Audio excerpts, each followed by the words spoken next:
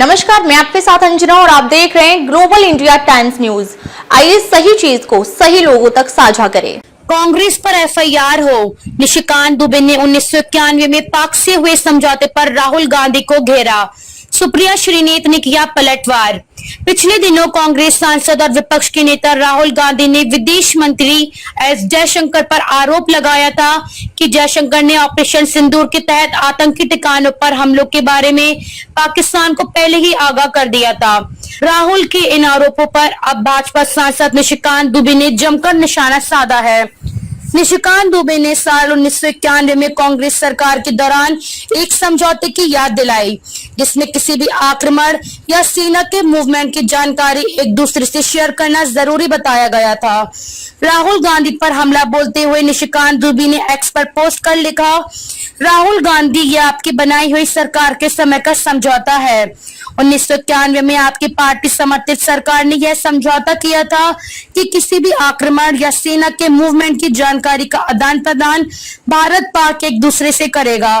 क्या यह समझौता देशद्रोह है? उन्होंने लिखा, कांग्रेस का हाथ पाकिस्तानी वोट बैंक के साथ। विदेश मंत्री एस जयशंकर पर आपत्तिजनक टिप्पणी आपको शोभा देती है। सवाल हमारी सरकार या आपकी सरकार का नहीं है।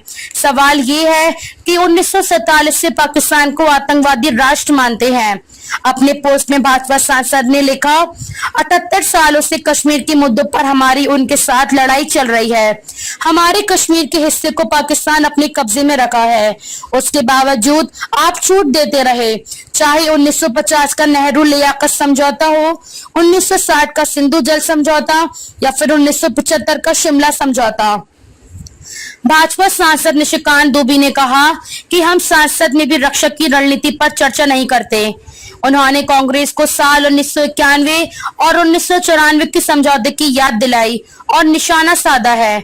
उन्होंने कहा, 1991 में जब आप चंद्रशेखर के नेतृत्व वाली सरकार को समर्थन दे रहे थे और 1994 में जब पीवी नरसिम्हा राव की सरकार थी तब इसे लागू किया गया और आपने लिखा कि सेना नौसेना कहां तैनात होगी और वायुसेना कैसे काम करेगी।